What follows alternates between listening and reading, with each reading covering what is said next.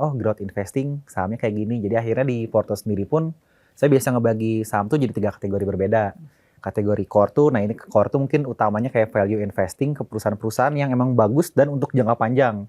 Yang kedua tuh spekulasi, walaupun spekulasi itu bukan berarti ngasal milih, cuma biasanya dia tuh small cap atau perusahaan bagus yang biasa cukup fluktuatif lah. Nah satu lagi yang di antara dua itu saham growth. Nah saham growth ini biasanya yang mungkin bisa naik lebih cepat dibandingkan core, tetapi nggak sefluktuatif yang spekulasi.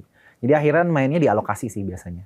Oh dialokasi. 3 kategori itu sampai sekarang masih dilakuin atau masih gimana? dilakuin. Masih ya. Jadi dan itu memberikan return yang berbeda-beda kah atau akhirnya ya sudah di-combine akhirnya jadi cukup akhirnya di-combine sih. Soalnya karena misalkan ada yang spekulasi nih, dia bisa minus, saya biasa nyimpan sampai 40% juga bisa minus. Nah dia di saat dia minus, saham-saham lain mungkin kan pasti ada yang naik. Nah akhirnya saya melihatnya biasa secara overall aja portonya naik berapa persen kayak gitu. Oke, tapi itu lagi-lagi mungkin akhirnya prinsip diversifikasi juga berlaku gitu ya. Biar tidak semuanya numpuk di satu aset kelas atau di satu kategori. Menarik.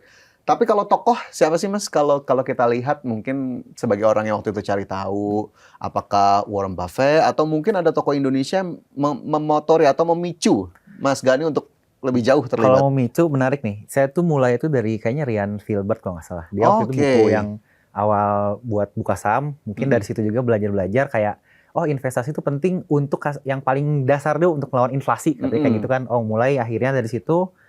Terus belajar lebih lanjut ke sahamnya, value investing tuh dari Teguh Hidayat kalau nggak salah. Di situ mulai belajar future value perusahaan kayak gimana. Lanjut juga ke Rifan, itu yang mulai kayaknya banyak growth investing saya belajar dari sana. Tapi yang paling mungkin bisa dibilang mentor utama yang paling masuk lah, itu Prof. Juliardi biasa saya. Itu kayak buku-bukunya, wah mungkin bisa disebut jadi kayak kitab buat saya baca sekarang. Dulu baca kayak karena pemahaman saya dan wisdom saya waktu itu juga masih belum banyak. Jadi dulu baca tuh masih kayak gini ya. Di saat mungkin udah ngerasain berbagai, apalagi waktu pandemi segala macam 2022 segala macam. Oh ternyata yang dikatakan di bukunya tuh baru tercerahkan lah setelah menjalankannya langsung gitu. Jadi buat saya Prof. Juliardi sih yang cukup banyak tuh tokohnya itu Ryan Filbert gitu ya, Rifan Kurniawan itu juga ya familiar juga sama kita karena memang kita juga suka ngobrol gitu ya sama orang-orang itu, tapi memang ini menjadi salah satu pemicu ya Mas Gani. Tapi kalau saya mau tanya nih 10 tahun begitu ya Mas Gani udah di pasar modal. Kata-kata apa yang paling menggambarkan pengalaman 10 tahun ini? Apakah mungkin pelajaran hidupnya banyak dari 10 tahun berinvestasi atau mungkin masih belum cukup untuk bisa menyebut bahwa Mas Gani sudah cukup mengerti pasar modal? Pasar modal karena mungkin balik lagi utamanya adalah finansial atau keuangan. Jadi ternyata mau saham atau mungkin aspek yang lain tuh yang paling penting keserakahan. Itu yang paling jadi kehancuran terbesar lah. Misalkan kita serakah, mau kita mungkin paham segala macam teknisnya, biasanya akan hancur-hancur juga gitu. Jadi akhirnya mungkin 10 tahun terakhir itu yang satu paling penting tuh untuk bisa menjaga emosi agar kita tidak serakah dan disesuaikan dengan kecukupan ya. Karena kecukupan tiap orang kan kadang beda-beda juga nih. Kita nggak bisa ikut kecukupan yang disarankan orang lain kayak gitu. Jadi karena saya merasa juga sih kalau investasi atau uang itu bukan sebuah patokan teknis tapi art atau seni. Jadi semua orang pasti beda-beda. Kita nggak bisa mendikte kayak belajarnya gitu. Belajarnya mungkin sama, cuma prakteknya pasti bakal beda. Prakteknya beda, eksekusinya beda, tapi satu keserakahan ya, greediness ya itu harus jadi pelajaran. Ini ya tentu untuk personalnya Mas Gani, tapi juga mungkin bisa jadi catatan untuk teman-teman. Oke, kalau tadi kan udah dibagi kalau sisi investasinya 3 kategori ya. Kalau evaluasi portofolio, Mas Gani, itu seberapa sering sebetulnya dilakukan? Dan adakah kemudian saran juga untuk teman-teman mengevaluasi portofolio itu harus dalam jangka waktu berapa lama kah? Kalau saya tuh biasa tiap bulan untuk ngecek keadaan harga biasanya. Kayak saham-saham tadi contoh yang spekulasi kan dia lebih fluktuatif nih. Misalkan tahunya harganya naik, terus saya ngecek lagi apakah harga naik ini dari sisi fundamental masih oke atau enggak. Misalkan ternyata udah kemahalan nih, biasa saya langsung take profit berarti kan karena harga naik. Juga sebaliknya misalkan ternyata harganya turun cukup jauh melampaui threshold untuk dijual, pasti bakal cut loss. Jadi mau mungkin dari awal analisis saya ini bakal bagus, tapi misalkan udah ada threshold atau batasan yang saya bikin sendiri, mau nggak mau ya balik lagi jangan emosi, jangan serakah, akhirnya pasti cut loss juga. Itu untuk bulanan biasanya. Tetapi kalau untuk evaluasi total, biasa per kuartal sih. Setiap laporan keuangan baru saya bakal analisis ulang lagi, ngecek lagi valuasinya gimana, dan kondisi fundamentalnya apakah emang baik atau enggak. Kalau enggak, pasti langsung saya cut sih, mau gimana juga.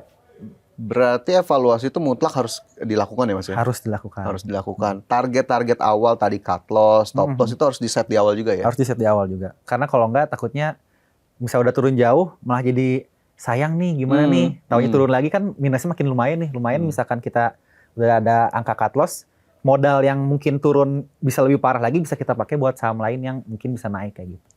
Jadi ada sunk cost-nya juga bisa diperhatikan lah. Oke, bisa diperhatikan bulanan, kuartalan, bahkan tadi kalau udah musimnya laporan keuangan tuh ya. Itu jadi musim sibuk juga tuh Mas Gani ya. Iya, musim sibuk itu. Untuk evaluasi portofolionya.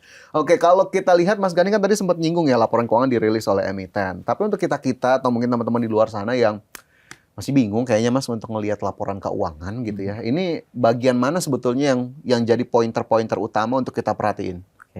Biasanya saya membagikannya ke 3 parameter penting. Yang pertama tuh ROE atau Return on Equity. Karena ini tuh dia merepresentasikan bagaimana manajemen memanfaatkan ekuitas atau modal untuk menghasilkan keuntungan atau profit. Jadi semakin tinggi ROE, udah kemungkinan besar perusahaan bisa semakin bagus lah. Lalu yang kedua, balik lagi dari tadi keuntungan, kita ngomongin ke profit atau EPS-nya. EPS itu ibarat mungkin kalau kita tuh kayak kupon keuntungan yang dimiliki oleh masing-masing pemegang saham lah. Kalau misalkan dalam beberapa tahun IPS-nya terus konsisten naik dan bagus terus, ini bisa jadi green flag-nya lah kasarnya untuk si saham-saham yang ada. Dan terakhir dari bisnis biasanya ngelihatnya ROE, IPS sama omset atau revenue. Kalau perusahaan revenue-nya konsisten masih naik, berarti pasar masih bisa menerima perusahaan tersebut. Dan kalau makin tinggi lagi, berarti market share si perusahaan bisa dikatakan bertumbuh gitu. Nah, ini bisa jadi 3 contoh green flag utama kalau mau ngelihat laporan keuangan. Oke, jadi ada ROE, EPS, sama tadi revenue ya. Revenue tuh net profit yang lebih penting untuk kita lihat. Net profit sebenarnya. Profit ya. Walaupun revenue nggak bisa dipungkiri ya karena, nah itu bisa beda-beda juga nih. Ada revenue turun tapi profitnya naik. Kalau kayak gitu kan biasanya, oh berarti ada efisiensi nih. Cuma misalkan dalam jangka panjang revenue turun terus tapi profitnya naik, bahaya juga karena berarti market share si perusahaan pasarnya nggak bisa dikembangin terus kayak gitu. Oke, tetap harus masing-masing ada porsinya juga sih. Ada faktor cost juga yang akhirnya bisa kita lihat juga gitu ya, seberapa efisien gitu. Nah ini tadi 3 poin green flag-nya. Kalau red flag-nya di mana Mas Gani? Dari yang tadi sebenarnya bisa dibalik juga, itu jadi red flag. Misalkan IPS minus atau segala macam minus. Cuma misalkan buat screening awal, ngecek valuasi seperti PBV, PR tuh cukup penting juga. Kayak terutama untuk perusahaan-perusahaan yang anggaplah paling mudah ngambil PR yang di atas rata-rata misalkan udah sampai 50 atau 30 karena mungkin saya biasa ngambilnya anggaplah misalkan deposito atau return yang lain yang punya yield 4%. Nah 4% itu kalau kita balik 1/4% kan 25 nih. Berarti kasar kita butuh 25 tahun untuk BEP atau balik modal. Nah 25 ini disebutnya sebagai PR.